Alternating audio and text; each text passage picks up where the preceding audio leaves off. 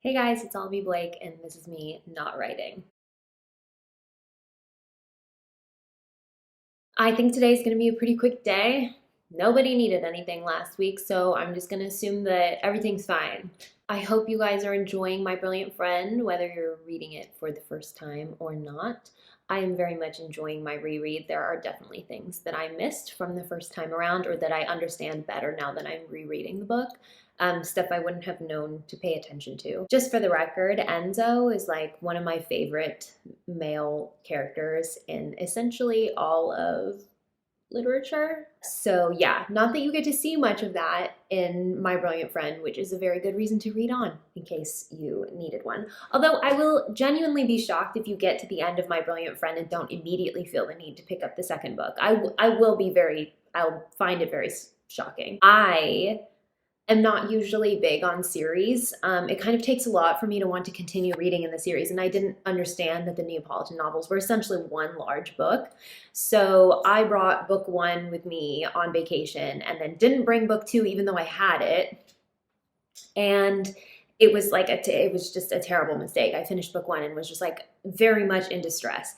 So yeah, just thoughts. I did interrupt my reread because I got a skip the line copy at my library. That basically means that if somebody has pushed their ebook hold, then you get like a little bit of a window to have the book for a while. And it was a long book. It was Plain Bad Heroines by Emily M. Danforth. The ebook estimate was like 11 hours or something, which is pretty long, especially for a thriller. I kind of thought it was going to be quick. It was not.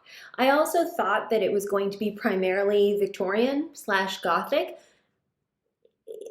It is. It has sort of a Hollywood satire mixed in. Very, very sapphic.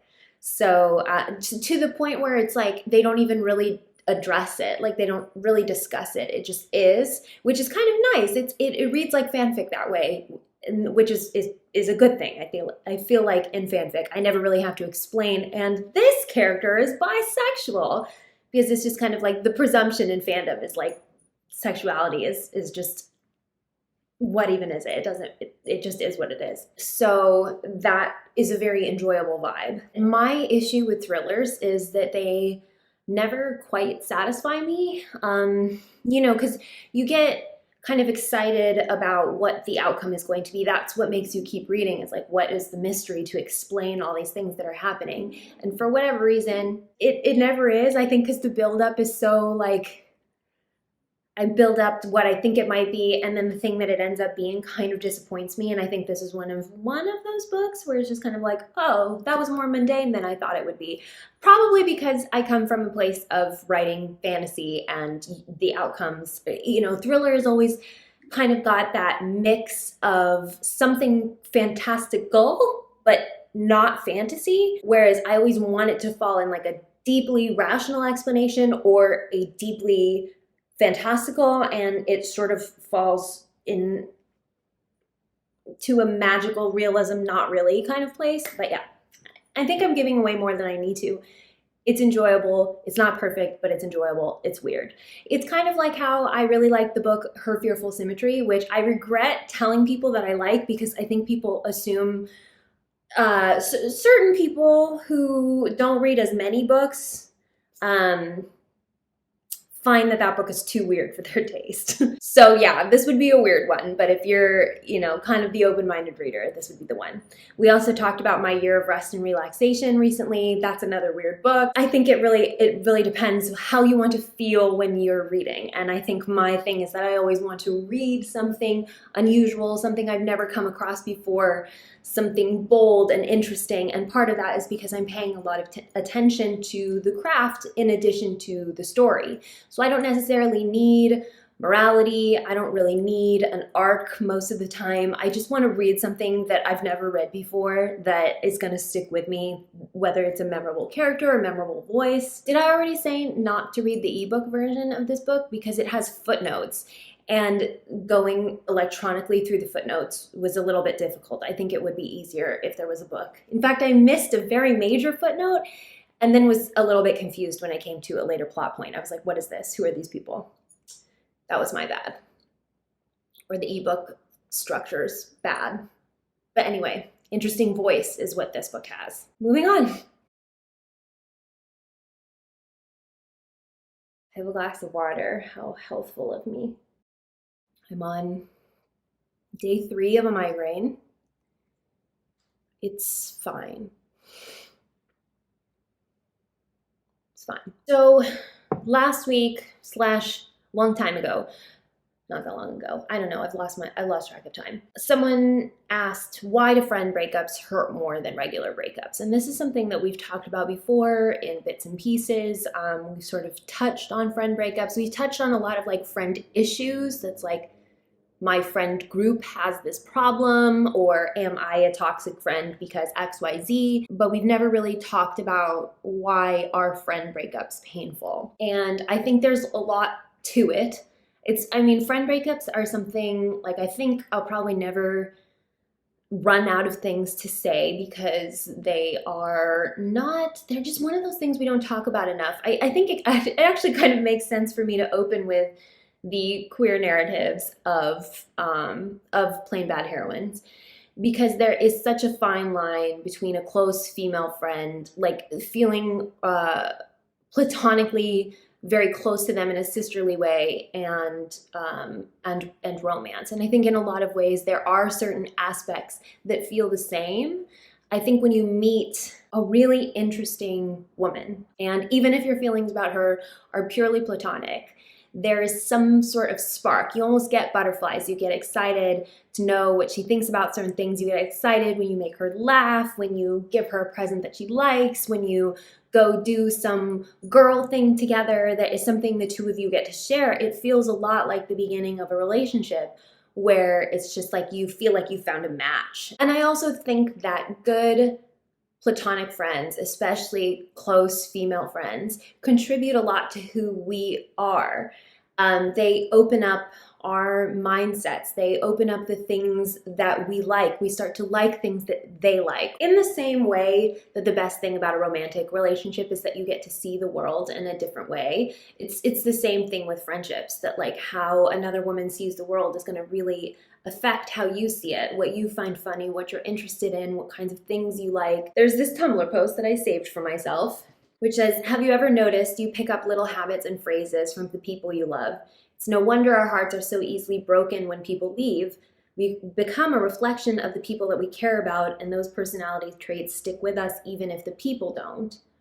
And someone responded, they reblogged with, I make my ramen the way a friend taught me in 11th grade. Every fall, I listen to a playlist made for me by a boy I drove across a border to hook up with. I eat sushi because a girl who won't talk to me anymore made me try it. And Indian food because my best friend's parents ordered for me before I knew what I liked. There are movies I love because someone I love loved them first.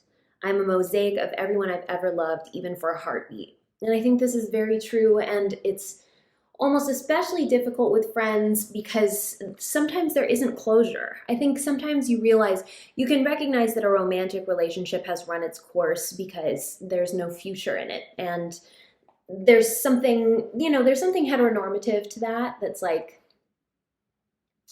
we're not going to get married and have babies, and therefore there's no reason for this to continue. And so I think relationships often get more of a sense of closure. Anything that involves you opening part of yourself and being vulnerable with another person and being intimate with another person means you're opening yourself up to pain. And so this is true of romantic relationships, of close friendships. It's going to hurt.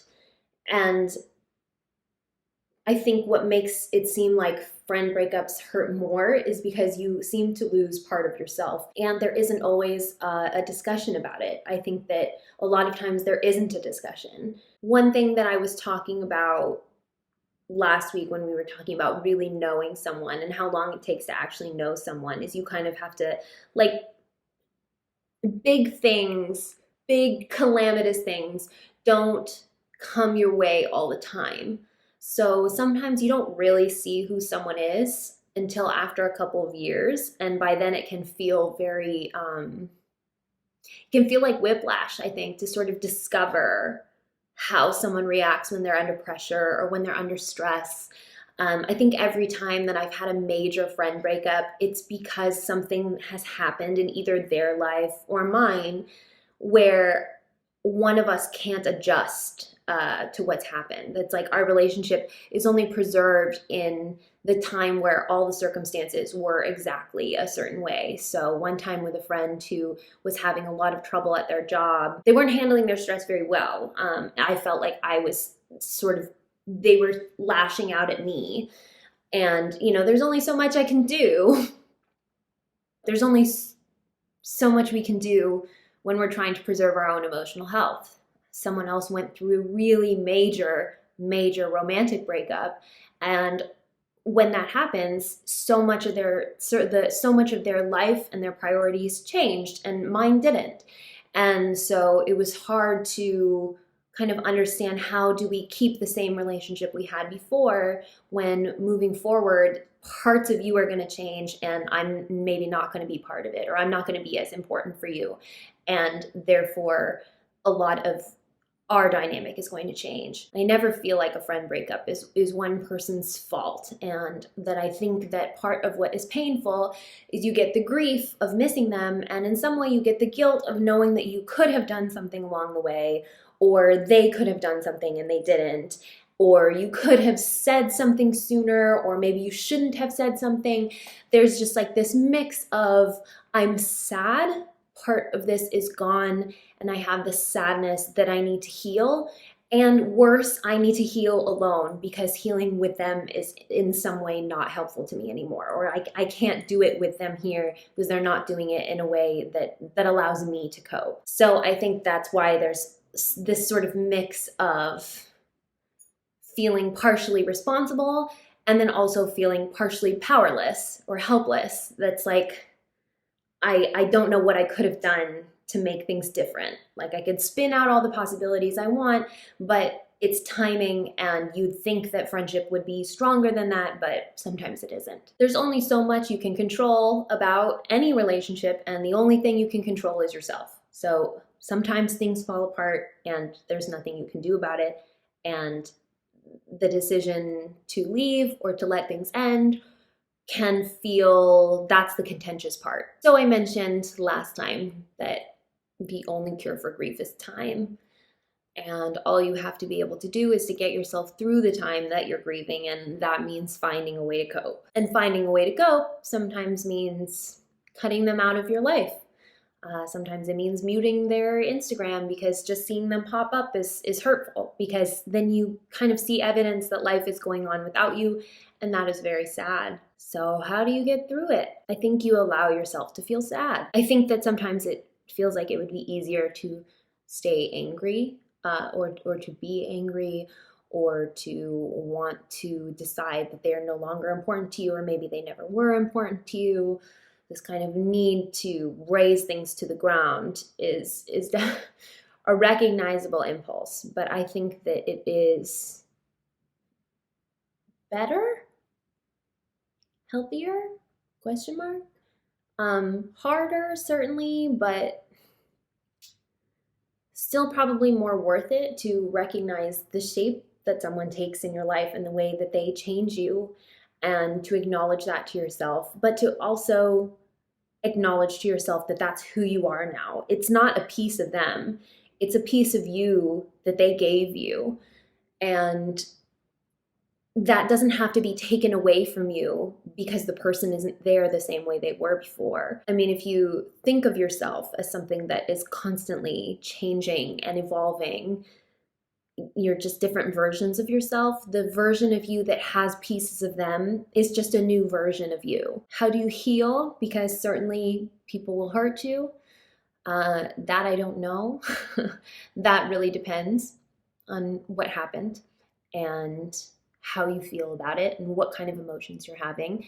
And I think knowing how you feel about it and spending some time thinking, how much of this is sadness, how much of this is anger, how much of this can I actually address?